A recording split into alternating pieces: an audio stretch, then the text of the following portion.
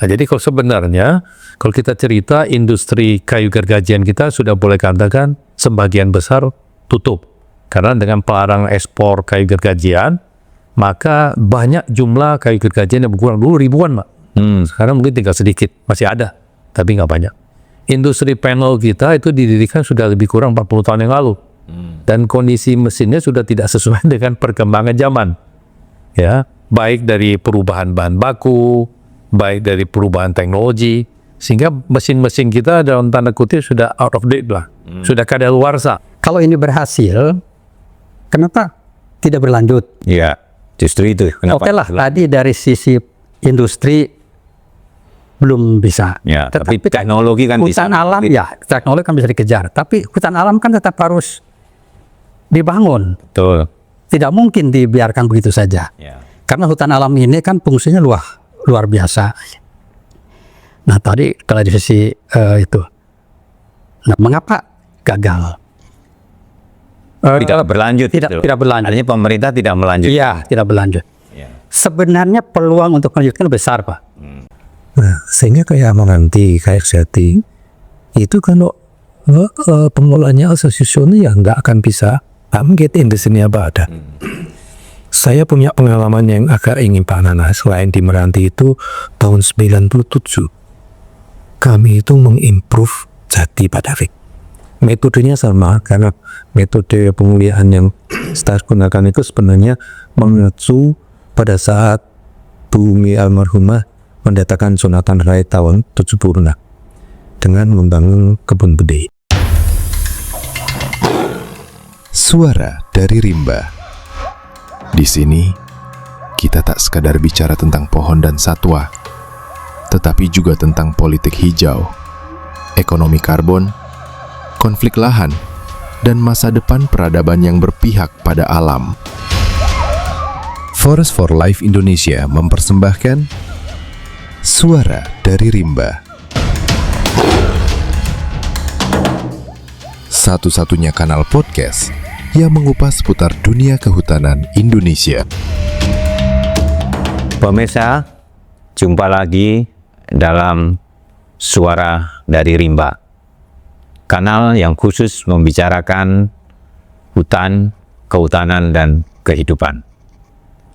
Topik hari ini sangat menarik, yaitu menyangkut runtuhnya industri kehutanan. Kami punya narasumber yang hebat-hebat. Nah, persoalan ini cukup rumit. Oleh karena itu, ikutilah sampai akhir, sehingga bisa mendapatkan informasi yang lebih lengkap. Hadir bersama saya, Profesor Naim. Beliau adalah guru besar Universitas Gadjah Mada. Beliau ini adalah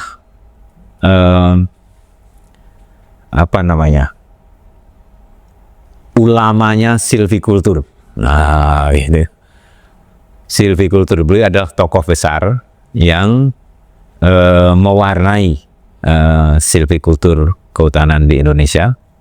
Sebenarnya ada 3 tokoh besar ya Pak, ada 3 serangkai, yaitu Prof. Naim, Prof. Sukoco, dan Prof. Umi. Ya, kita menaruh hormat kepada beliau-beliau ini. Ilmuwan itulah yang memajukan budaya. Itu penghargaan yang harus kita berikan. Nah, berikutnya ada Pak Nana. Pak Nana Suparna. Ini praktisi kehutanan, dan saya menyaksikan sendiri bahwa beliau pernah sukses membangun hutan alam dengan sangat baik. Nanti kita akan dengar cerita dari Pak Nana. Selamat pagi Pak Nana. Selamat pagi. Yang berikutnya ini Pak Dr. David. Beliau ilmuwan juga, beliau seorang pengajar di Institut Bisnis dan Teknologi Pelita Indonesia. Nah, tapi beliau juga pelaku bisnis di industri kehutanan. Jadi beliau tahu persis bagaimana perkembangan industri kehutanan di Indonesia. Pemirsa, membicarakan soal runtuhnya industri kehutanan ini tidak sederhana. Karena ketika kita mendefinisikan masalah ya dengan tidak tepat, maka akan menghasilkan jawaban yang salah juga gitu. Oleh karena itu, kita akan dalami dulu apa sih permasalahannya sehingga industri kehutanan ini bisa runtuh. Ya. Nah, kemudian nanti kita akan melihat apakah ada solusi-solusi yang sebenarnya tersedia ya, untuk membangkitkan kembali industri kehutanan. Nah, sebelum kita bicara mengenai persoalan itu, saya ingin mendapat pencerahan dulu dari Prof. Naim. Yang pertama adalah perkembangan ya sistem silvikultur di Indonesia ini dari masa ke masa. Apa yang terjadi kita. Tapi sebelum Bapak bercerita itu, Pak, barangkali bisa juga Bapak jelaskan kepada para pemirsa, silvikultur itu apa gitu. Ini bahasanya apa namanya? kelompok khusus gitu ya. Tapi untuk masyarakat banyak mungkin mohon bisa disampaikan, Pak. Terima kasih Pak Haji.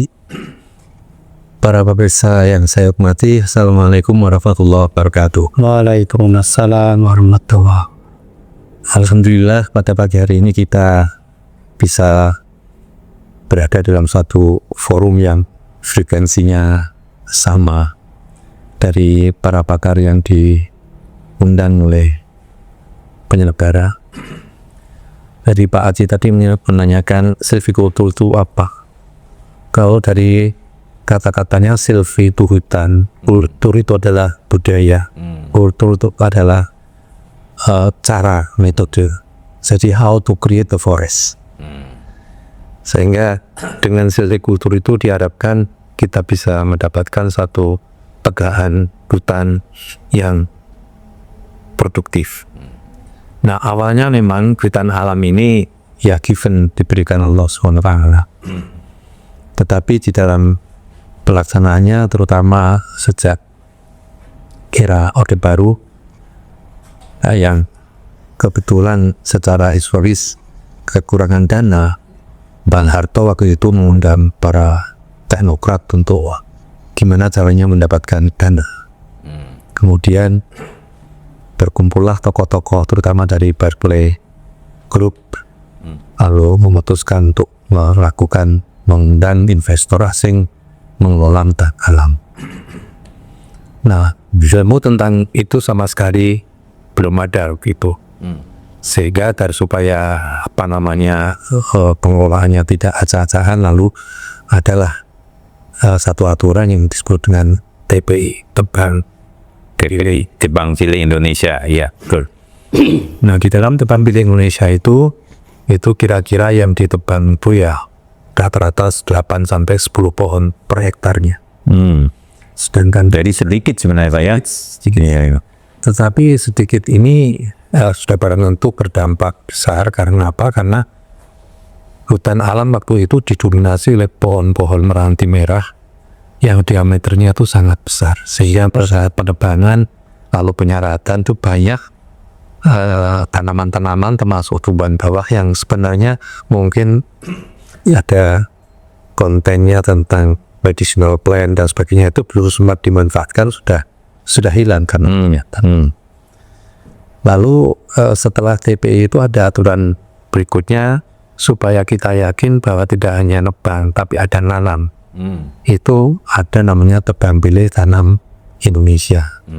Itu kira-kira 10 tahun jalannya dengan SK yang tebang pilih Indonesia. di dalam pelaksanaannya waktu itu memang para akademisi atau lulusan-lulusan dari Fakultas Kehutanan baik Bogor maupun Jogja itu belum banyak yang dilibatkan. Oh, Jadi jadi tidak berbasis keilmuan ya. tadi Ah, sehingga istilah TPT itu sering dipelesetkan tebang pasti tanam insya insya itu ya bahannya. Sehingga dari situ lalu muncul pemikiran tebang pilih tanamnya jalur. Nah ini mulai ada semacam organisasi di mana orang-orang lulusan kehutanan Bogor maupun Jogja itu dilibatkan di dalam perusahaan-perusahaan pengelola hutan HPH lah. Perkembangan yang berikutnya nampaknya untuk TPTI itu sendiri juga masih belum memperhatikan kualitas bibit yang itu sebenarnya sebagai dasar untuk bisa menghasilkan tegaan yang berkualitas. ya. Lalu muncullah tebang pilih tanam intensif, TPTJ, tebang tanam pilih jalur intensif. Yang itu sebenarnya adalah embrio dari silviculture industry itu. Saya waktu itu ya terus terang bersama Pak Nana bergelut di SPK karena Pak Nana waktu itu kebetulan ditugasi untuk mengelola di SPK itu dengan perjalanan yang sangat berat dari Jogja ke Pontianak pakai bus Palang Zaman segitu ya. ya Pintu pakai speedboat ke Manganoa dan akhirnya dari Lokpon itu masih 1 jam 1,5 jam lagi ke camp. Jadi kalau 1 hari itu ya perjalanan hanya untuk perjalanan saja, baru kerjanya esoknya itu. Nah, mengapa salinity atau TPTJ intensif ini kami anggap berbeda sama sekali dengan TPI dan TPTI? Karena di situ kita sudah menggunakan teknologi yang ya dapat dikatakan kalau dalam silviculture ya teknologi yang modern, Pak. Ya. Di pasaran meranti merah itu banyak sekali, tetapi ya sekedar meranti merah, sehingga namanya banyak, jumlahnya banyak, tetapi mana yang harus dipilih untuk jadi bahan tanaman itu belum ada. Pak Nana saya kira juga ingat kita mempunyai 6 HPH model YouTube yang ditunjuk pertama kali dengan dana ITTO. Nah, itu kita sempat memperoleh 3 kali perpanjangan, tadi 3 tahun kali 9 tahun, 2006 sampai 96 sampai 2004-2005 baru diambil alih oleh Kementerian Kehutanan. Jadi kita melakukan satu kajian di 6 HPH model itu, uji spesies, Pak. 30 kurang lebih 30 spesies kita tanam bersama. Kalau kita bisa simpulkan, memang riapnya itu rendah sekali meranti itu. Makanya 1 hektar sebelum teknik silin itu kita terapkan, jadi bukan sistem tapi teknik. Karena numpang di sistem kita ya Pak Prof, mohon maaf ini. Kita akan bicarakan lebih detail itu nanti. Nah, tapi kita coba kaitkan dengan situasi yang sekarang kita hadapi. Jadi kalau tadi dari cerita Bapak, itu sebenarnya kita berevolusi ya dalam menemukan teknik terbaik untuk mengelola hutan alam. Sehingga ketemulah teknologi silviculture intensif. Ya, silviculture itu untuk pemirsa, silviculture adalah teknik budidaya hutan lah, ya sederhananya itu. Kalau di pertanian itu kan disebutnya agriculture, jadi budidaya pertanian. Ya, di kehutanan namanya silviculture. Nah, berkaitan dengan maraknya bencana ini, Prof. Salah satu fungsi besar ya dari hutan alam itu adalah menjaga kestabilan ekologi, ya, menjaga jasa lingkungan yang menjadi kepentingan orang banyak. Nah, silin itu di satu sisi itu bisa meningkatkan produktivitas.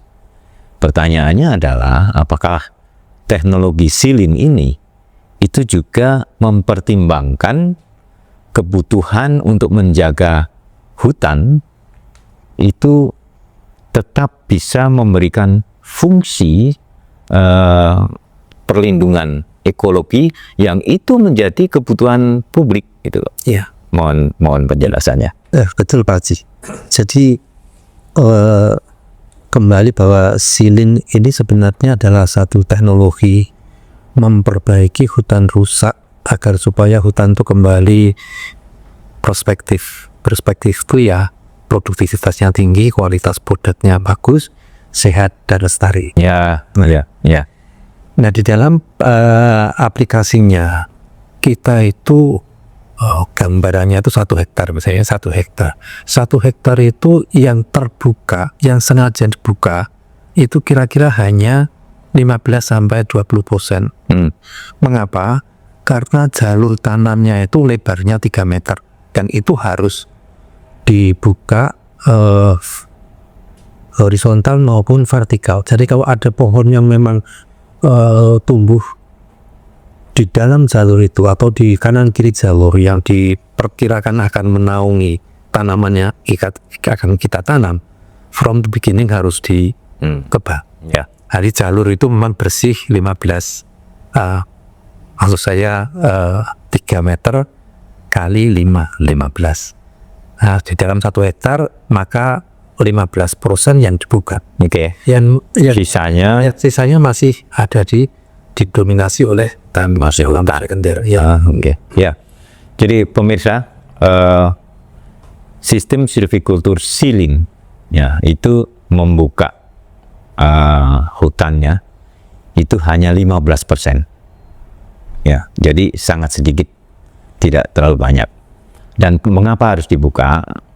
Ternyata hutan-hutan yang sudah tua itu justru produktivitasnya rendah, gitu ya.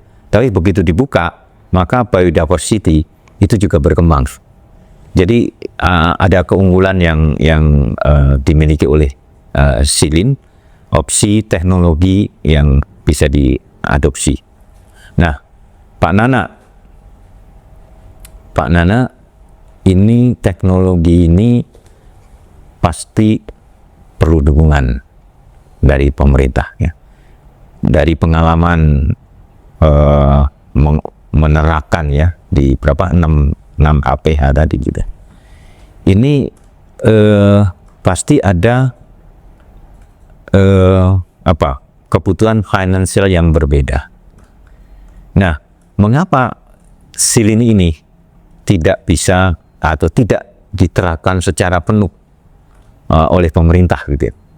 Nah, apakah tidak ada dukungan dari pemerintah, misalnya dari Kementerian Keuangan ya, atau bagaimana? Karena ini bagaimanapun juga jasa hutan ini dinikmati oleh publik. Ini barang publik ya. Kalau pemerintah bisa bangun jembatan ya dengan dana pemerintah, jembatan itu juga barang publik, dinikmati oleh semua orang. Nah, hutan itu juga menyediakan barang publik. Maka semestinya tidak ada persoalan pemerintah membiayai membangun hutan yang bagus gitu. Mungkin Pak Nana dan Prof bisa menambahkan, ini persoalan yang lumayan rumit gitu. Silakan Pak Nana. Baik, terima kasih. Assalamualaikum warahmatullahi wabarakatuh. Waalaikumsalam. Pertama kali terima kasih Pak Haji sudah mengundang saya untuk bicara masalah kehutanan.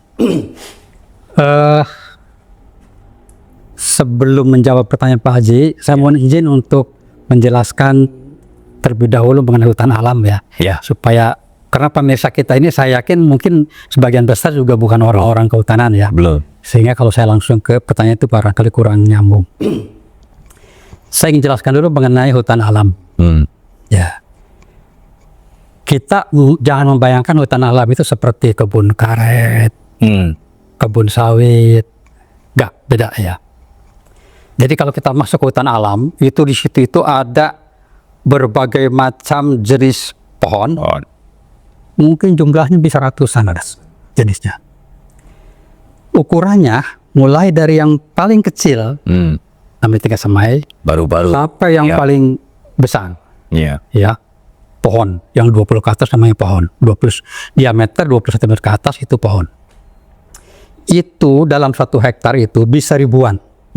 Mulai dari anakan sampai yang besar.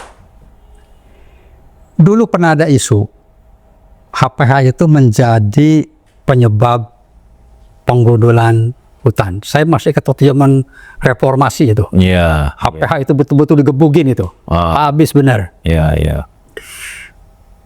Karena masyarakat belum paham. Nah, mengapa HPH itu, hutan alam itu harus ditebang? Saya, dalam tanda kutip ya harus. Ya, begini, pohon pada umumnya itu perlu matahari. Di hutan alam kecil, sedang, menengah, besar. Pohon besar ini tidak mungkin ada pohon yang akan tambah terus diameter. Sampai titik tertentu dia berhenti. Diameter berhenti, tingginya berhenti. Stuck. Ya. Jadi pertumbuhannya berarti ya berhenti. selesai, Kak. Udah tua. Sehingga pohon yang tua ini merugikan dalam tanda kutip kalau tidak dikelola, tidak dimanfaatkan. Mengapa? Anakan yang kecil dia tidak bisa hidup normal kalau di atasnya ada pohon-pohon besar. Ya. Jadi perlu matahari tadi yang Prof. Ya. sampaikan tadi ya. Betul. Oleh karena itu timbullah gagasan tebang pilih. Pohon yang sudah matang, sudah besar, boleh ditebang untuk memberikan ruang tumbuh kepada anakan-anakan alam sehingga dia bisa tumbuh. Dalam konteks ini sebenarnya disinilah peran hutan alam itu menjaga ekosistem terutama dari faktor climate change. Ya. Mengapa? Hutan yang pohon yang besar begitu ditebang, kalau kayunya ini dijadikan furniture, bikin bangunan, karbon disimpan. Ya, karbon disimpan. Satu, nyimpan karbon. Yang kedua, yang pohon kecil tumbuh nyerap karbon. Lebih banyak. Ya. Lebih banyak lagi. Artinya mengelola hutan alam dengan benar justru ini berpengaruh positif terhadap climate change. Hutan alam. Ya. Nah, disitulah mengapa perlu ada pengelolaan hutan alam. Satu, perlunya. Kedua, karena di situ ada unsur ekonomi, ada unsur penyerapan karbon, ya, perlu dikelola. Nah, kemudian di samping itu tadi pertanyaannya lari ke penanaman ya. Pada saat kita setelah menebang pohon, ya, itu kan pohon di hutan itu tidak beraturan. Ya, tidak beraturan. Ada yang terbuka sedikit, ada yang tertutup. Nah, yang terbuka bisa memanfaatkan ruang tumbuh untuk tumbuh, untuk tumbuh. Tapi untuk yang tertutup tidak bisa tumbuh. Nah, yang menutup ini itu kan ada macam-macam, Pak. Ada pohon juga yang tidak berguna. Ya, tidak berguna dalam pengertian belum komersil saat itu. Ya. Ya. Lesser known species kayak terkenal. Jadi sebenarnya pada saat ada yang terbuka, itu pohon itu tumbuh dengan sendirinya. Otomatis. Cuman karena diserahkan kepada alam. Ya, persaingan ya. Nah, pertama yang tumbuh di situ itu induknya siapa. Hmm. Tidak dijamin induk yang unggul. Hmm. Tuh, karena dia kan sembarang Pak. Ya. Induk besar terbang karena angin jatuh di sini. Ya. Dari mana induknya kita nggak tahu. Nah, yang kedua, ditanamnya kenapa jatuhnya di sini? Di sini ada batu atau kurang bagus tanamnya. Kalau kita tanamkan, cari tanah yang Pas ya. bagus. Mengapa kalau alami itu bisa tapi tidak optimal? Karena jatuhnya biji itu tidak di tempat yang betul-betul pas diperlukan. Tuh. Nah, kemudian oleh karena itu harus ada modifikasi dari kebiasaan alami itu, memasukkan teknologi untuk mempercepat pertumbuhannya. Ya. Dibikin oleh kita tempat-tempat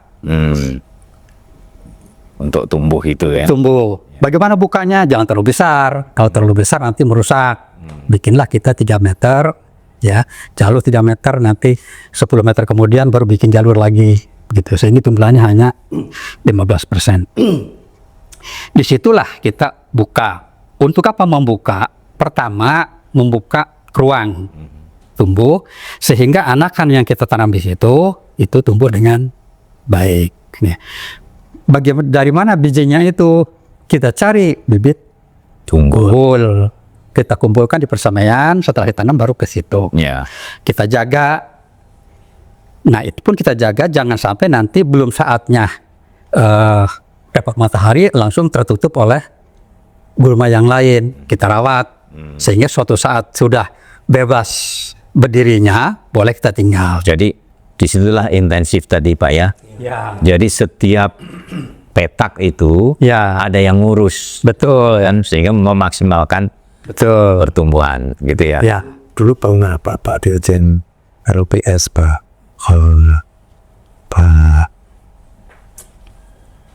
Hilman. Mulyana. Pasien Oh, Pak Yaman Mulyana. Mulyana. Itu pernah kita bersama-sama dengan Menteri semua detail diajak ke SBK. Ini sampai sore semua sudah kembali ke camp Pak Mulyana ini nggak nongol. Oh, Iya nggak nongol. Ini kemana? kemana beliau ya? Kita sepakat untuk nyusul Pak Oh, di lokasi tadi yang kita tinjau itu. Ternyata beliau itu asik untuk melihat. Ternyata pohon-pohon yang ditanam itu ada nomornya. Pohon yang ditanam itu tidak hanya sekedar ditanam ditinggal. iya iya iya. Kalau yang dulu kan HP-HP yang dulu sebelum apa itu kan ya di pinggirnya bagus, di tengahnya kan kok itu terjadi ya tak? Ya, Sehingga betul-betul ini ya betul-betul nih teknik sini ini itu anunya.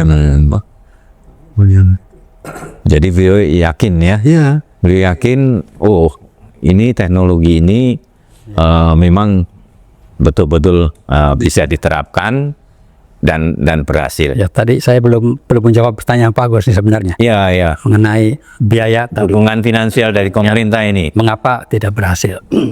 Nah, di lapangan itu berhasil.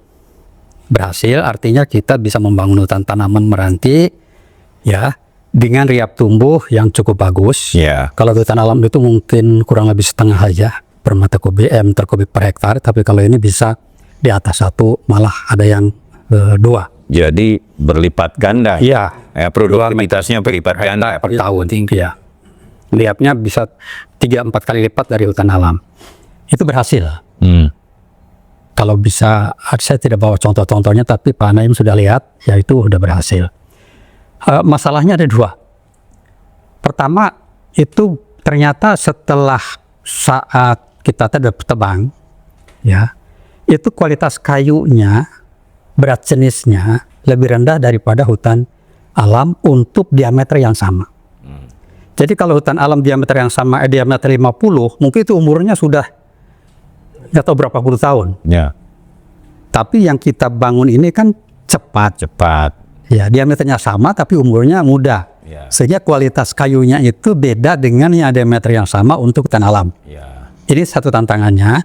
Jadi sampai sekarang itu belum secara ekonomis bisa dimanfaatkan untuk kayu lapis atau untuk keperluan lainnya karena masih kalah bersaing dengan kayu hutan alam. Ya.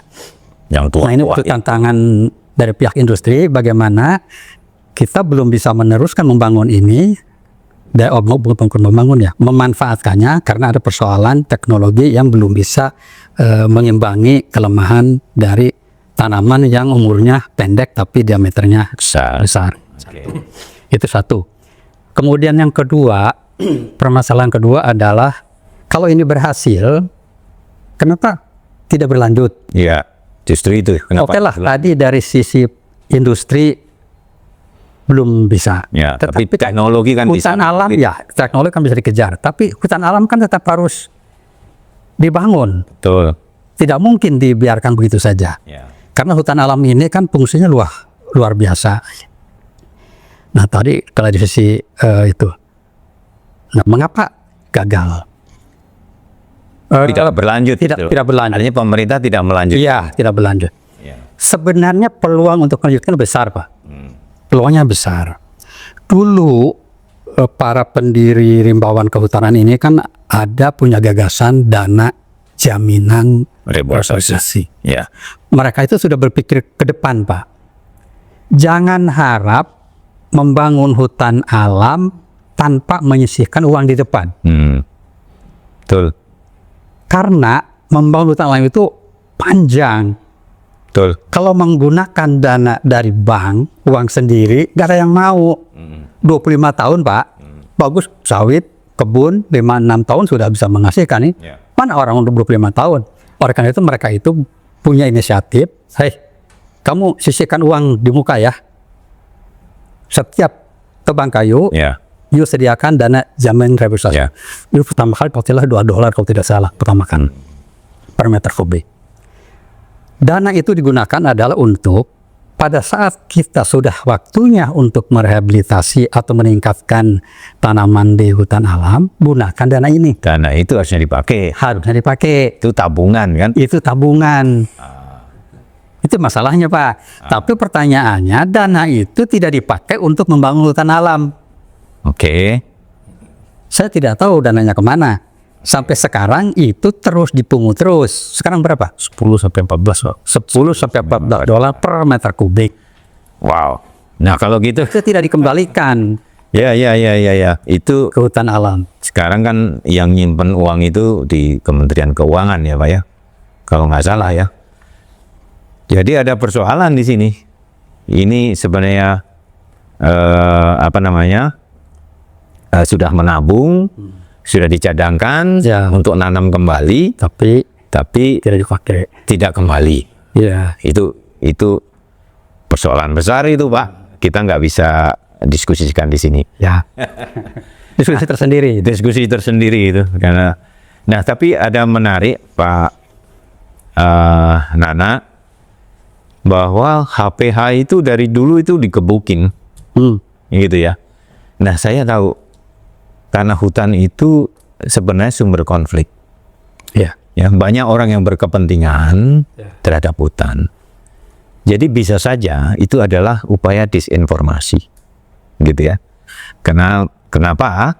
Nah, supaya ya itu seperti pembunuhan karakter, gitu kan? Ya. Sehingga kepentingan lain bisa masuk. Nah, ini bisa terjadi. Jadi kita hutan itu dipojokkan. Nah, sekarang saya ke Pak David. Pak David, kita secara umum itu melihat bahwa industri kehutanan kita itu runtuh, gitu kan.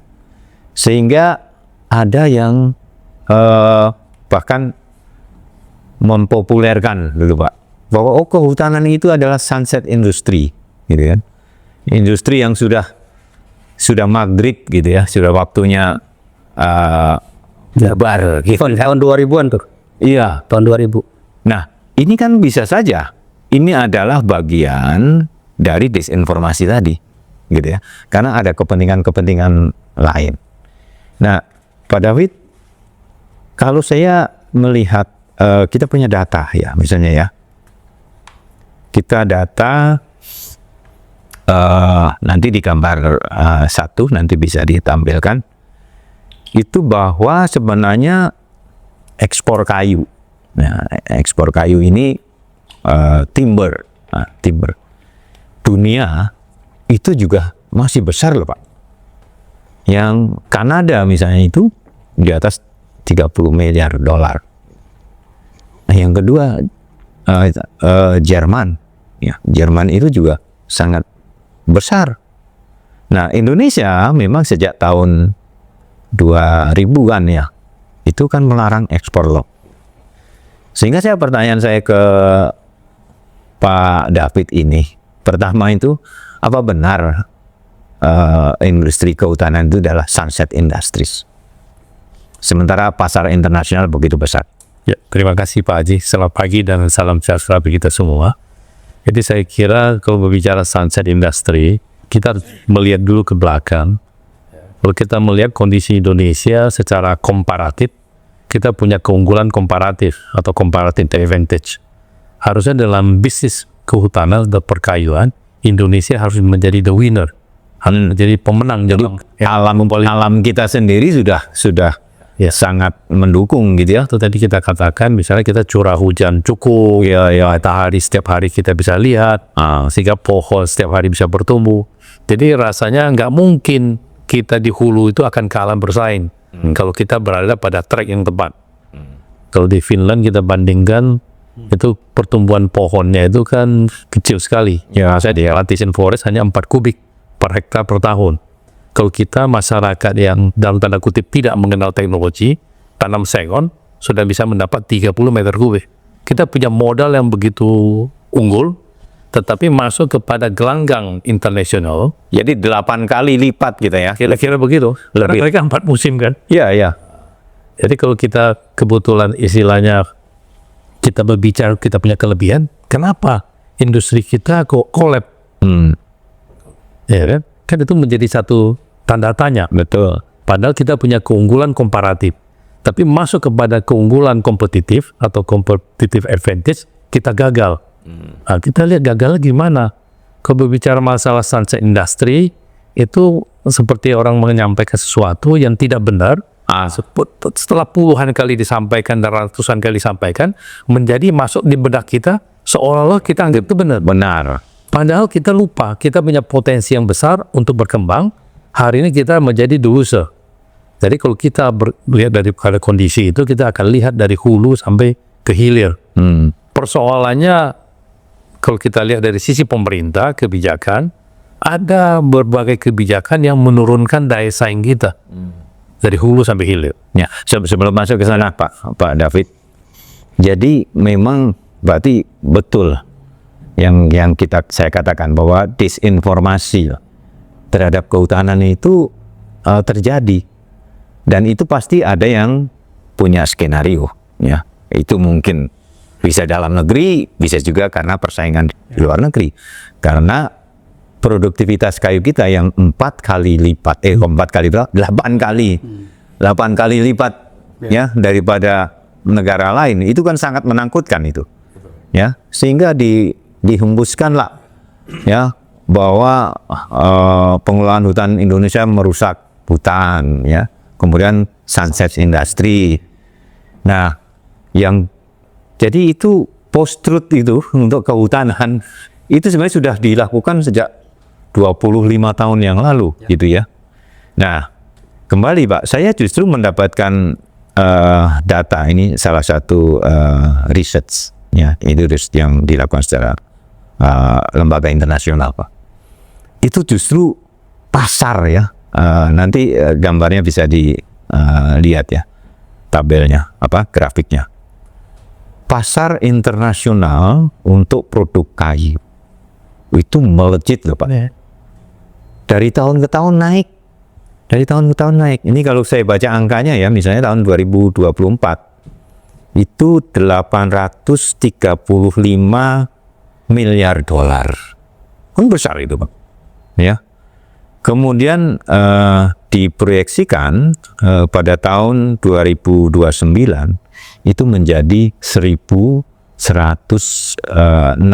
miliar dolar. Jadi pasar dunia ini tumbuh, gitu Pak. Pasar dunia market hutan ini tumbuh.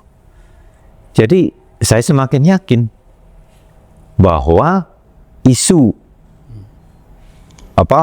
pengelolaan hutan itu merusak bahwa isu itu sunset industries itu adalah Downgrade. iya, itu dibuat. Ya, untuk apa? Untuk menurunkan daya saing Indonesia. Kan kira-kira begitu, Pak. Nah, Pak David bisa nggak kasih gambaran kita? Sebenarnya perkembangan industri kita itu benar-benar runtuh atau gimana nih sebenarnya? Ya, kalau kita cerita industri perkayuan, kalau di Indonesia kan kita lihat dari berbagai bidang. Ada industri misalnya plywood, ya paneling ya, khusus untuk membuat seperti plywood, MDF, particle board, ya kan? Itu ada juga industri yang kayu gergajian, ya kan? Ada juga industri chipping. Jadi industri primer kita ini kan terdiri dari 3 bauran yang besar. Jadi gergaji, link, dan chipping. Tapi sekarang muncul lagi powdering, di mana kayu itu dibikin jadi tepung. Di press bersama plastik. Dibuat pelet. Bukan. Jadi bisa bikin PH, bisa juga dibikin WPC. Composite. Ya, komposit. Ya. Jadi dikombinasi dengan itu untuk industri primernya. Itu sampai kayu kecil pun bisa itu. Semua. Jadi ranting kayu semua bisa pakai. Nah, jadi kalau sebenarnya kalau kita cerita industri kayu gergajian kita sudah boleh katakan sebagian besar tutup. Karena dengan pelarang ekspor kayu gergajian, maka banyak jumlah kayu gergajian yang berkurang. Dulu ribuan, Pak. Sekarang mungkin tinggal sedikit. Masih ada, tapi nggak banyak. Industri panel kita itu didirikan sudah lebih kurang 40 tahun yang lalu. Dan kondisi mesinnya sudah tidak sesuai dengan perkembangan zaman. Ya, baik dari perubahan bahan baku, baik dari perubahan teknologi, sehingga mesin-mesin kita dalam tanda kutip sudah out of date lah, sudah kadaluarsa. Itu yang terjadi. Jadi sebenarnya apakah kita bisa bangkit? Ya, kita harus lihat peran pemerintah apa, peran swasta apa. Jadi harus saling mendukung. Swasta harus berani melakukan revitalisasi industrinya. Tetapi yang paling bermasalah di sektor kehutanan ini adalah kebijakan. Dari hulu sampai hilir yang tadi saya katakan mengakibatkan penurunan daya saing. Dari hulu dengan kebijakan pelarangan ekspor yang dulunya tepat pada waktunya, pada saat Pak Bob mau membangun industri plywood, terbukti industri plywood kita berkembang pada saat itu. Tapi hari ini sudah berubah zamannya. Akibat dari kebijakan pelarang ekspor long itu, harga jual yang diterima hulu nggak lebih dari separuh dari harga yang sebenarnya. Harga pasar dunia misalnya untuk meranti merah itu minimal itu sudah 250 sampai 280 dolar per meter kubik. Domestik itu kan sekitar 120 dolar. Jadi ada selisih harga jauh, ya, perbedaan 60% ya. Ya, lebih tinggi kan gitu kan. Ya. Akibatnya HPH ini kesulitan membiayai operasionalnya. Harusnya dia terima 100, ini terima cuma 40 atau 50. Ya. Ya nggak mampu. Sedangkan di sisi lain, cost kita itu nggak ada di subsidi lagi. Dulu sebelum 2008, kita masih dapat subsidi bahan baku BBM, Rp2.000. Waktu 2008 dilepas, langsung lompat ke 6.000. Hari BBM yang kita harus bayar di Papua lebih dari 20.000 1 liter. Ya. Sehingga cost kita itu malah cenderung lebih mahal dari harga internasional. Jadi biaya-biayanya itu adalah dalam ukuran apa namanya? Biaya internasional ya. Karena alat-alatnya diimpor. Ya, itu bayarnya pakai dolar. Yang bayar lokal cuma gaji doang. Ya. Gaji doang. Ya sebenarnya kalau mengacu pada apa yang senang Pak David itu artinya kebutuhan kayu atau kayu yang harus kita siapkan itu kan memang banyak Pak. Banyak. Karena kebutuhannya juga banyak. Ya. Atau dari sisi saya itu memang tidak bisa lepas dari how to increase our forest Productivity, ya. dan itu tidak akan bisa kalau jika ada dengan pendapat yang tidak ada dana yang masuk ke situ. Nah, sehingga kayak Amanganti, kayak Jati, itu kalau pengelolanya asosiasinya ya nggak akan bisa get in di sini apa ada.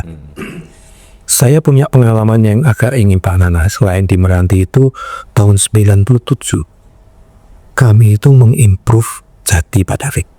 metodenya sama, karena metode pemulihan yang kita gunakan itu sebenarnya mengacu pada saat bumi almarhumah mendatangkan Jonathan Wright tahun 70 dengan membangun kebun bedi.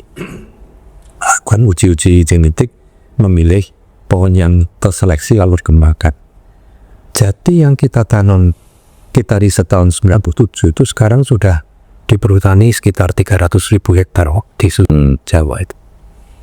Sebagai contoh produktivitas itu, kalau jati yang konvensional dalam jangka waktu 40 tahun per hektarnya itu hanya memproduksi 60-80 kubik. Tetapi dari JPP ini, JPP itu singkat dari Jati Plus Perhutani, dan itu juga nama inilah perhutani yang memberi nama, tapi sebenarnya itu ada klon nomor 97 dan 110. Itu kalau kita menggunakan klon itu umur 25 tahun, sekarang daurnya saya letakkan 30 tahun, 25 tahun, itu bisa menghasilkan 1 hektarnya Pak, dengan N hanya 200, itu 300 kubik.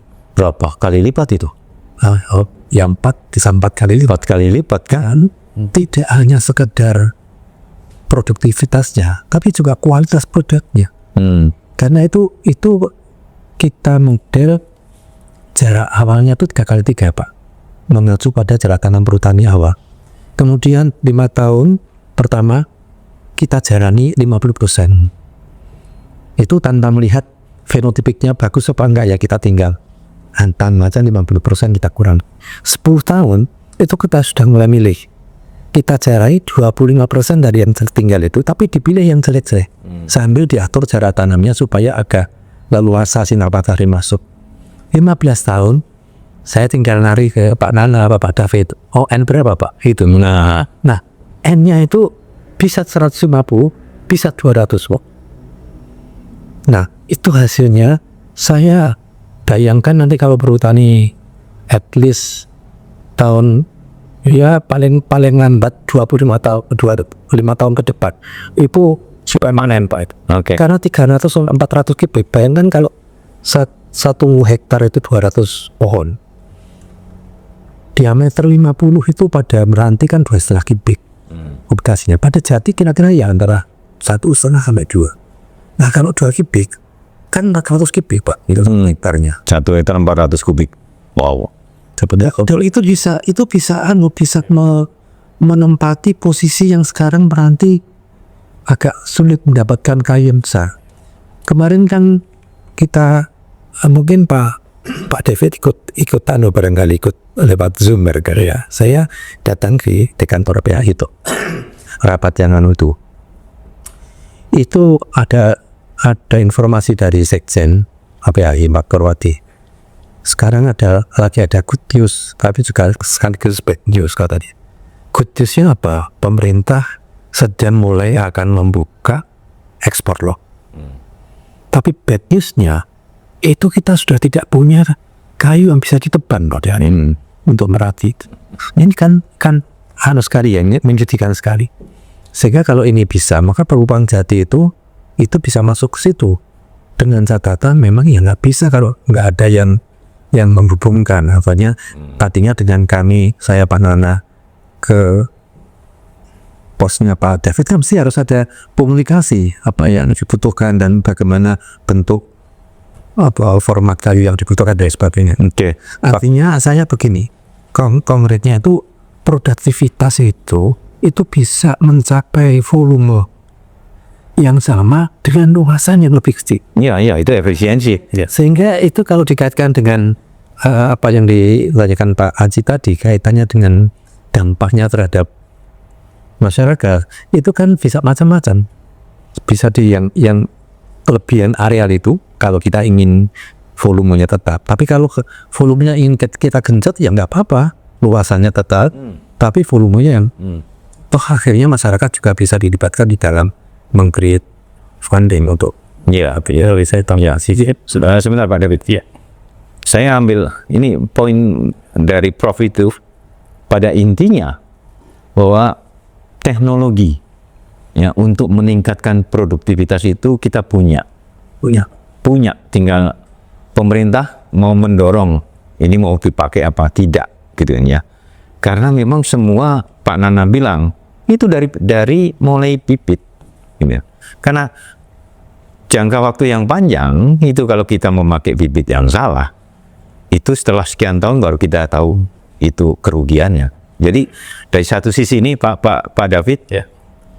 ada harapan gitu kan, bahwa industri bisa bangkit ya dengan teknologi ya yang untuk meningkatkan produktivitas di hulunya gitu. Nah, saya akan kembali tadi Pak soal larangan ekspor log ya. Larangan ekspor log itu ada 2 tujuan gitu ya. Yang pertama tadi Pak karena seperti Pak Nana kita ada isu bahwa pengelolaan hutan itu merusak, sehingga larangan ekspor itu dimaksudkan untuk meredam supaya kerusakan itu berkurang. Yang kedua adalah supaya industri dalam negeri tumbuh ya. Waktu itu tumbuh kayu lapis ya. Nah tapi sekarang bahkan tidak punya dampak apa-apa gitu. Hutan kita juga rusak, industrinya juga mampet kan gitu kan. Nah tentu ini harus dilihat kembali, ini pemerintah mau kemana gitu ya. Kalau betul mau menumbuhkan industri, jadi mekanismenya jangan hanya melakukan distorsi pasar ya. Untuk membangun industri itu kan variabelnya banyak ya. Jadi banyak yang harus dilakukan oleh pemerintah selain menutup pasar log ini kan, karena kerugiannya cukup besar loh. Peluang ya berapa tadi Pak, selisih $150 per kubik itu besar gitu. Nah sementara di sisi lain teknologi tersedia gitu. Jadi kembali lagi Pak Nana, uang tabungan ya, dana jaminan reboisasi kalau masih ada gitu ya, kalau masih ada entah di mana tempatnya, itu kan bisa dipakai untuk mendorong satu dari sisi supply-nya, itu produktivitas bisa ditingkatkan. Dari sisi hilirnya, ini industri harus dibangun ya. Teknologi tadi Pak David, teknologi kita sudah tertinggal. Kita butuh mesin-mesin yang lebih efisien, kita butuh mesin-mesin yang lebih adaptif terhadap perubahan-perubahan bahan baku gitu. Nah ini kan butuh investasi besar. Nah kira-kira dari sisi pengembangan industri Pak, sebenarnya perlu fasilitas apa sih? Perlu dukungan apa dari pemerintah itu? Jadi sebetulnya Pak, tadi kalau boleh saya tambahin sedikit, kalau kita mau bersaing dalam pasar global kan kita harus lihat keunggulan komparasi kita. Betul. Sebetulnya Indonesia unggul dalam penyiapan bahan baku. Selama ini kita lupakan. Kita mau bersaing kepada industri. Industri kita sudah hampir 40 tahun di industri plywood. Satu mesin rotari pun kita nggak bisa bikin. Semua impor. Semua impor. Jadi kalau kita bersaing ke industri kan sama dengan kita harus mengimpor lebih banyak mesin dari luar negeri. Ya. Jadi beda. Kalau dia penyiapan bahan baku, tekniknya di hutan alam kita sudah ada, di hutan tanaman pun sudah ada. Kenapa kita nggak fokus di penyiapan bahan baku? Industrinya juga kita harus bangun. Karena industri kita hari ini memang hampir 40 tahun lebih, itu mesinnya kita harus impor semua. Ya, belum lagi kita bicara cost of fund. Tadi Pak Haji tanyakan mengenai dana DR udah berubah, DJR udah berubah nama jadi DR. DR sudah berubah masuk ke PNBP. Jadi bukan rekening Menteri Kehutanan lagi. Jadi dana itu ya nggak bisa diharapkan lagi. Nggak tahu kalau ada kebijakan politik yang besar bahwa dana DR akan dikembalikan seutuhnya ke kehutanan, itu mungkin ada kebijakan politik yang kuat. Kalau enggak, ya memang nggak bisa. Ya, karena tadi seperti Pak Nana sampaikan, 25 tahun kita investasi menggunakan modal atau pinjaman bank, nggak nutup dia punya bunganya. Ya. Nah, jadi kembali ke industri kita, dana investasinya bagaimana? Sebetulnya ke industri plywood, sebenarnya mereka punya dana pemasaran yang dulu setiap kita ekspor $10 ditahan oleh asosiasi, yang terakhir kan disita oleh pemerintah. Dan sudah ada putusan MK, sudah inkrah. Tapi sampai hari nggak dikembalikan. Kalau itu dikembalikan, itu satu modal awal untuk melakukan revitalisasi industri plywood. Itu cukup besar angkanya. Saya dengar kabar disinyalir lebih dari 2 triliun. Jadi kalau dana itu bisa kembali kepada industri, pemerintah mewajibkan uang ini keluar, tapi harus untuk merevitalisasi industri. Kemungkinan industri plywood kita akan bangkit kembali. Oke, Pak David. Di DPR kemarin kita mendengar gitu ya. Dihitung-hitung Pak, biaya anggaran untuk kehutanan itu hanya Rp50.000 per hektar per tahun, Pak. Ini mau jadi apa dengan doang? Mungkin adik-adik kita itu beli kerupuk sajalah. Jadi saya kira politik anggaran, Pak ya, politik anggaran kita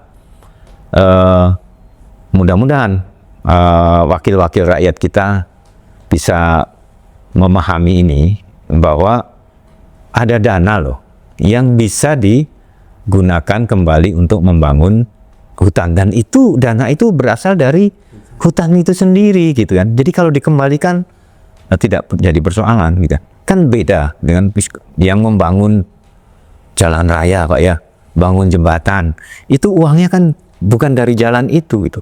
Jadi kehutanan ini salah satu sektor yang sebenarnya lebih banyak membiayai dirinya sendiri gitu.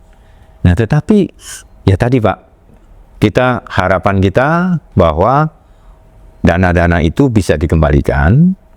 Ada yang bisa untuk membangun industri, ada yang bisa dibangun untuk membangun hutannya gitu kan. Nah, ini kan yang jadi sekarang ini ya sebenarnya sudah dari dulu Pak. Hutan ini selalu dikambing hitamkan. Ya, begitu ada bencana banjir, wah itu hutannya kacau lah gitu kan ya. Nah, sementara sebenarnya kalau kita bicara soal air Pak, yang namanya daerah perkotaan, pemukiman, itu kan 100% airnya dibuang ke sungai kan, hampir 100%. Nah kalau di kampung, di hutan itu kan relatif berbeda. Tetapi oke lah, yang membuka hutan gitu kan, yang membuka hutan itu kan banyak aktor. Ada yang namanya illegal logging, perambahan. Ini dua hal ini sudah pasti merusak ya, karena tidak menggunakan teknologi yang benar, itu pasti merusak. Nah, yang ketiga itu adalah konversi legal. Konversi yang oleh pemerintah memang diizinkan untuk kepentingan pembangunan.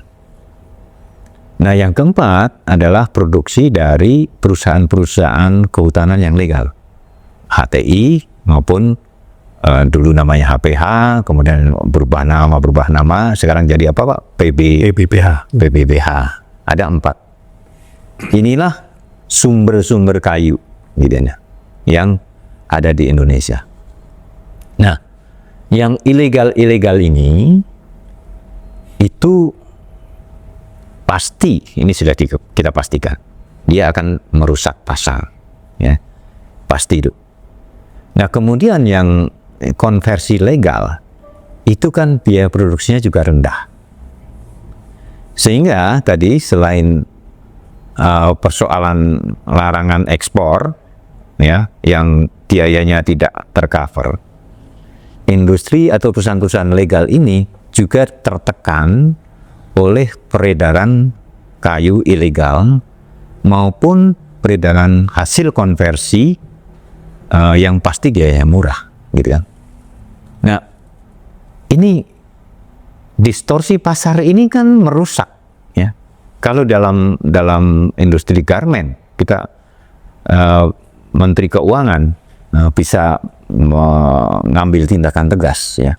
Ini yang ilegal saya tutup. gitu. Nah, di soal kayu ini ada persaingan yang tidak sehat, tapi pemerintah membiarkan. Gitu. Ini kan tidak boleh berlanjut, Pak. Tidak boleh berlanjut. Ini harus segera ditangani. Nah, kira-kira ini kalau dari pengalaman bapak-bapak ya, menghadapi persoalan ini, itu harus dari mana gitu, Pak?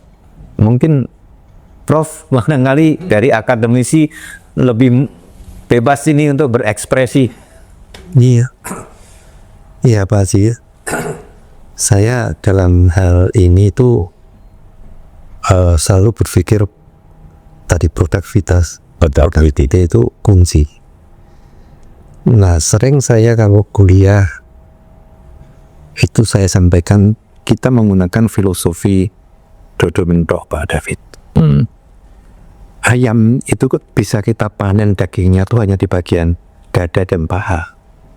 Tapi bukan berarti kepalanya, sayapnya, cakarnya itu nggak ada nilainya. Orang ada yang hobi loh kepala itu, Pak. Cakar juga begitu. Tetapi seperti yang PBPH buat tanaman misalnya, atau apa namanya yang tadi oleh Pak Haji disampaikan itu adalah memang haknya, bukan yang ilegal, yang ilegal itu pendekatannya ke dodo mendok, sehingga yang bukan dodo mendok itu bisa digunakan untuk kepentingan lain, misalnya saja untuk biodiversity, misalnya saja untuk kaitannya dengan climate change dan sebagainya. Nah, dengan dodo mentok ini kan kita berarti menggunakan lahan relatif sempit, produktivitasnya tinggi. Wah, sehingga kalau dibalik pun juga produktivitasnya digenjot, tetapi ada lahan yang sama luasnya. Ini saya kira memang iya, karena kalau dengan model itu kembali selisih antara pengelolaan yang tadi, yang intensif, yang dodo mentok dengan tidak, itu bisa digunakan untuk meningkatkan kesejahteraan masyarakat supaya tidak melirik aja ke kayu-kayu yang memang itu punya pemerintah, punya perusahaan. Itu satu. Yang kedua, saya kok berpikir begini, Pak David, Pak Nana. Sekarang yang berkembang terutama problem di Jawa dengan populasi yang begitu tinggi, itu kan masyarakat berebut tentang lahan. Apalagi polusinya Bu Siti Nurbaya pada saat itu, dengan saya nggak tahu siapa yang ngububi, mungkin NGO apa, akhirnya separuh dari lahan pertanian diserahkan ke mereka. Diserahkan itu curug atau hanya seperti apa, nggak disiarkan dulu, sehingga sampai sekarang itu menimbulkan polemik, bahkan konflik antara mereka. Padahal kalau itu bisa, yang kedua yang sini ingin saya sampaikan itu adalah kita invite tenaga-tenaga muda yang punya potensi, yang senang akan pekerjaan di lapangan, dilakukan training. Training bagaimana membangun hutan yang bagus. Nah, dengan demikian kalau dia bisa menanam tanaman keras, apakah itu jenis-jenis jati atau yang lainnya, di lahannya sendiri, itu dia kan nggak akan lirik wilayah bertani, wilayah.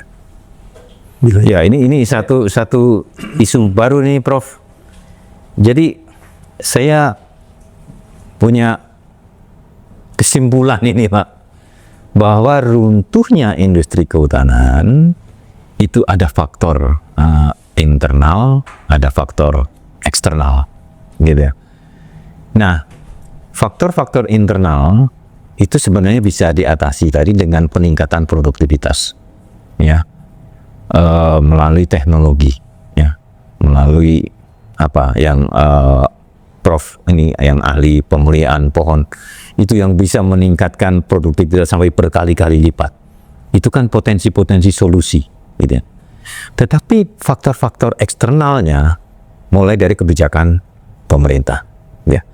Sampai sekarang, Pak, saya tidak menemukan bahwa pemerintah itu mewajibkan dirinya sendiri itu menggunakan kayu legal. Itu sampai hari ini, gitu kan? Itu artinya apa? Artinya pemerintah juga menjadi konsumen dari produk-produk ilegal. Ini parah, Pak. Ini parah, gitu. Jadi saya kira untuk keluar dari persoalan ini, ya, dari segi teknologi untuk meningkatkan produksi kita punya, hanya tidak dipakai, tidak didorong oleh pemerintah untuk menggunakan ini. Ya. Dari sisi eksternal, kebijakan larangan ekspor log sudah tidak efektif. Yang kedua, pemerintah menjadi konsumen produk ilegal. Nah, ini harus diatasi. Pemerintah harus punya dong keberanian, ya, kemauan untuk menyatakan atau membuat aturan bahwa semua proyek pemerintah harus menggunakan produk kayu legal. Itu dengan sendirinya akan menciptakan pasar, gitu ya. Nah, yang ketiga adalah tindakan-tindakan ilegal. Ya, itu kan harus segeralah diatasi, ya. Saya salut dengan Pak Menteri Keuangan, ya, begitu tegar, ya, menghentikan impor ilegal, ya, kayu pakaian bekas yang nyata-nyata menghancurkan tekstil industri di dalam negeri. Hal yang sama terjadi, Pak. Industri dalam negeri perkayuan ini sudah runtuh. Jadi harus ada tindakan tegas yang harus dilakukan. Satu lagi nih, Pak. Kalau nyambung tentang ini tadi, Monggo. saya kira Pak David juga tahu itu bahwa di Sulawesi Utara, di Kecamatan Tomohon, itu ada satu industri rakyat yang mengekspor knockdown house, bahkan dikirim sampai ke Argentina, sampai ke Italia. Saya pernah ke sana pada saat saya ditugasi untuk membangun uji keturunan cempaka di Sulawesi Utara itu. Nah, itu sekarang sudah menghabiskan wilayah hutan Irutani 1 yang ada di sana. Karena tidak ditahu kembali panama masamanya satu. Yang kedua, peluang sebenarnya Kementerian Perumahan Rakyat yang ditugasi untuk membangun 3 juta unit itu mestinya bisa bekerja sama dengan perusahaan ATI apa perhutani. Kayunya dari situ, Ya, sehingga gunakan kayu yang legal, gitu kan? kayu kita gitu kan, padahal itu besar. Seperti di Jepang itu, Pak, itu kalau kamu mau kurang mau beli kayu itu sudah ada padetnya di bandarnya sekian, harunya sekian, udah di pengergajian tuh sudah langsung diikat, terus dikirim, dipasang sendiri di rumahnya. Iya. Ini masalah itu saya boleh nambahkan. Boleh, Pak. Tadi Pak Agus menyinggung masalah ilegal. Kita belum bahas tadi ya. Saya lihat dan generasi muda ini sebetulnya ingin, Pak, bisnis Indonesia itu fair, profesional, Ya. yang baik, yang jujur, yang profesional, itu yang unggul. Betul. Itu yang diimpikan oleh generasi muda. Ya. Yang terjadi sekarang adalah bukan yang begitu. Yang pinter main, pinter memanipulasi, itu yang berhasil. Ini menurut saya, ini hal mendasar. Bisnis apapun juga tidak akan berkembang, Pak. Betul. Kalau pondasi-pondasinya tidak dibangun dengan benar. Ya. Profesionalisme, kebijakan yang cocok, kejujuran, penegakan hukum. Ya. Satu. Terus yang kedua, kalau saya ambil contoh kemarin persoalan banjir, saya kok rasa heran, Pak. Begitu banyak kayu-kayu bertebaran yang begitu diduga ilegal, Ya. pemerintah gamang untuk mengetahui siapa pelakunya. Sampai timbul gagasan bikin kanwil. Kembali lagi ke zaman dulu ada kanwil, padahal kanwil sudah dievaluasi kembali ke dinas. Ya. Sekarang mulai lagi kembali lagi ke kanwil. Itu kan sederhana Pak, kalau untuk mengetahui kejadian itu di mana. Gunakan satelit. Betul.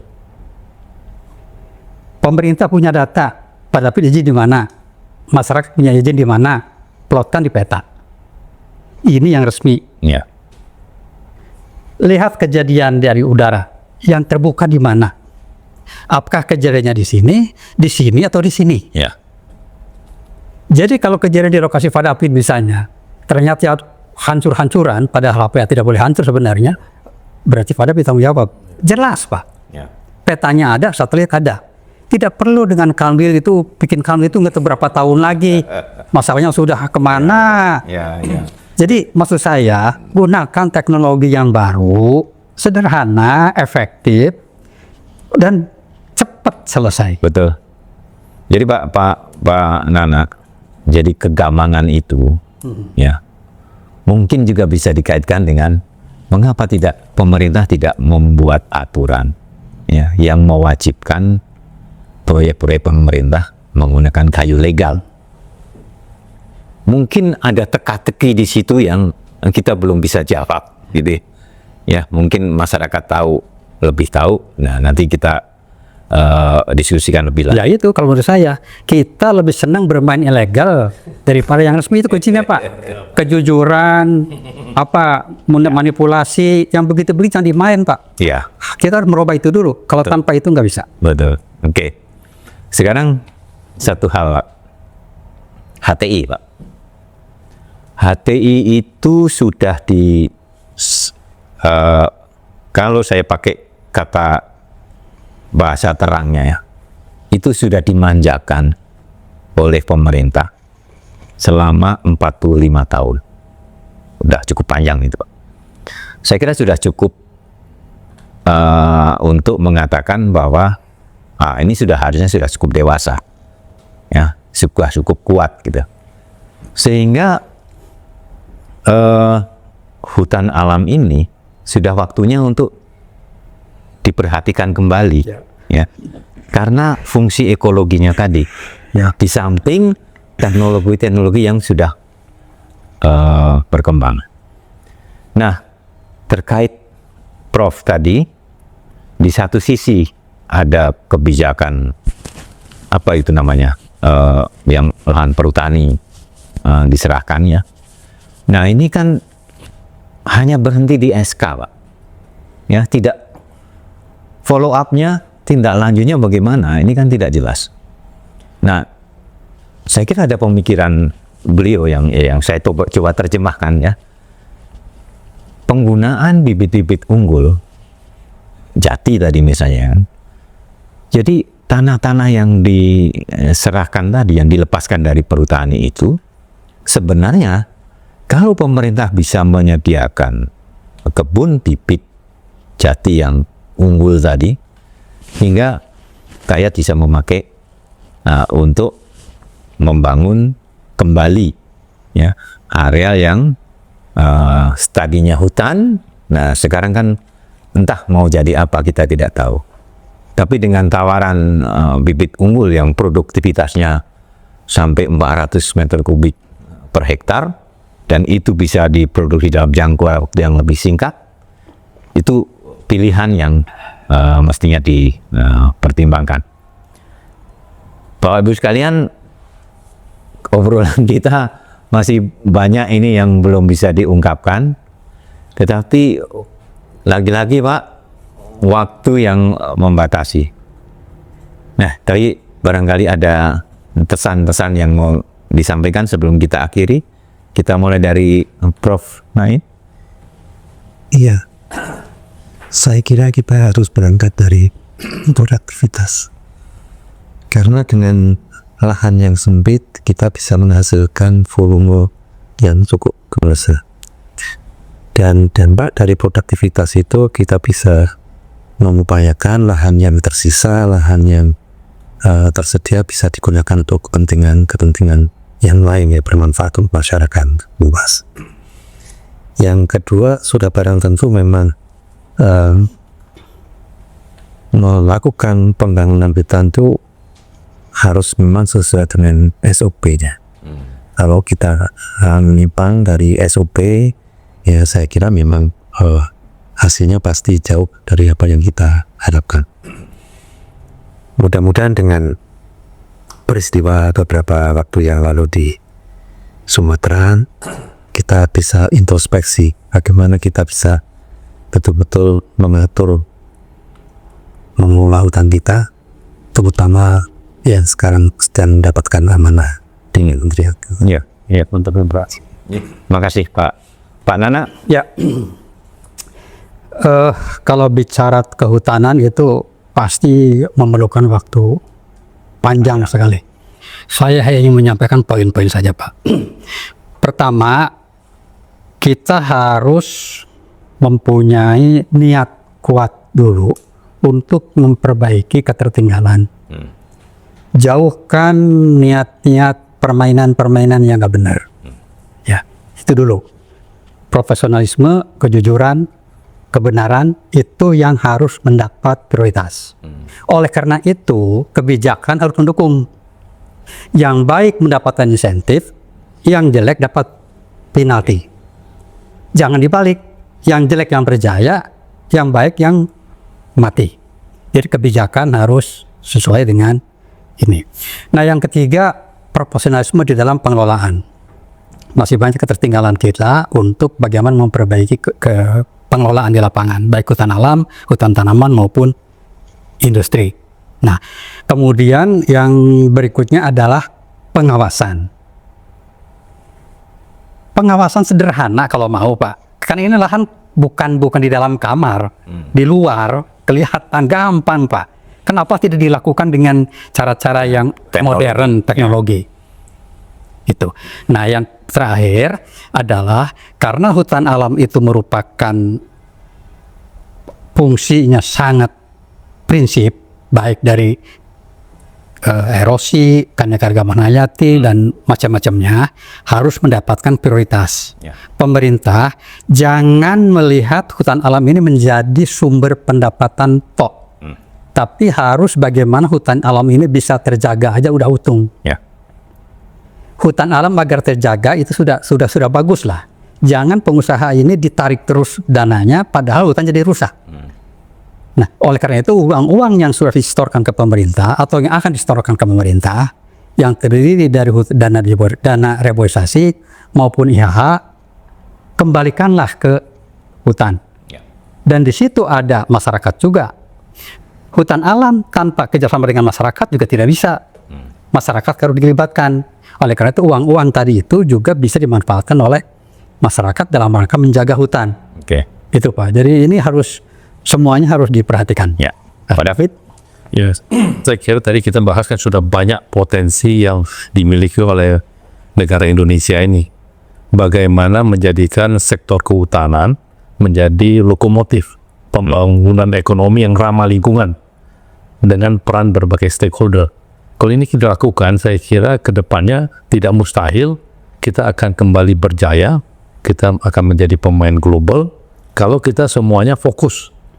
Baik dari hulu sampai hilir, pemerintah bagaimana berani mengoreksi kebijakan yang tidak meningkatkan daya saing, bagaimana juga peran swasta untuk melakukan investasi, bagaimana peran akademisi dalam rangka penelitian, dan peran masyarakat dalam menciptakan satu kondisi yang kondusif. Saya percaya ke depannya kalau kita berada pada track yang benar, sektor kehutanan akan melakukan turnaround, akan bangkit kembali. Hari ini memang sektor pulp and paper relatif cukup bagus, tapi industri panel maupun gergajian kan sangat lemah. Jadi kita punya potensi menjadi the winner. Kenapa kita harus memilih jadi the loser? Jadi tinggal pilihan kita, mau jadi pemenang atau jadi pecundang. Saya kira gitu Pak. Terima kasih. Terima kasih Bapak sekalian. Pemirsa, ada harapan bahwa industri kehutanan bangkit kembali dari keruntuhan. Saat ini memang industri kehutanan hancur lebur, tetapi banyak potensi, pasar dunia juga besar, kemudian teknologi juga banyak, hasil-hasil riset para ilmuwan ini yang bisa meningkatkan produktivitas berlipat ganda ya dari yang ada saat ini. Tetapi ada hambatan-hambatan, yaitu kebijakan, ya, kebijakan dari pemerintah yang kurang mendukung.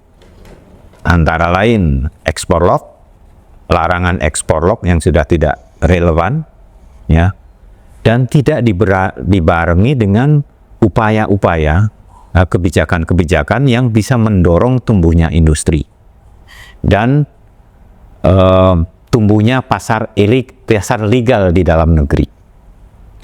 Nah, kehancuran itu juga disebabkan oleh praktek-praktek masuknya produk-produk ilegal ke dalam pasar di dalam negeri. Sehingga perusahaan-perusahaan yang legal itu menjadi bersaing secara tidak sehat dengan yang tidak legal. Gitu. Jadi itu bottom line dari persoalan yang kita hadapi. Oleh karena itu, mau tidak mau kita berharap pemerintah bisa segera hentikan peredaran produk kayu-kayu ilegal.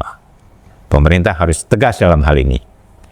Yang kedua, untuk membangun kembali hutan alam, hutan kita, itu butuh dana. Dan tabungan untuk membangun hutan itu ada di pemerintah. Jadi kita harapkan bahwa dana-dana itu bisa dikembalikan untuk membangun hutan. Satu hal lagi yang penting dicatat adalah bahwa hutan alam itu mempunyai fungsi melayani kebutuhan publik, ya, berupa layanan jasa lingkungan. Jadi itu adalah tugas, ya, tugas pemerintah untuk memenuhi kebutuhan layanan publik. Sehingga pemerintah tidak perlu ragu untuk mengalokasikan anggaran secara memadai agar layanan publik itu bisa dipenuhi dengan baik. Dan sekaligus itu akan menumbuhkan kembali, membangkitkan kembali industri kehutanan kita. Pemirsa, terima kasih atas perhatiannya dan terus ikuti perbincangan di Suara dari Rimba. Kita akan mendiskusikan lebih lanjut hal-hal yang lebih menarik dalam episode yang akan datang. Terima kasih. Salam lestari. Suara dari Rimba. Di sini, kita tak sekadar bicara tentang pohon dan satwa, tetapi juga tentang politik hijau, ekonomi karbon, konflik lahan, dan masa depan peradaban yang berpihak pada alam. Forest for Life Indonesia mempersembahkan Suara dari Rimba. Satu-satunya kanal podcast yang mengupas seputar dunia kehutanan Indonesia.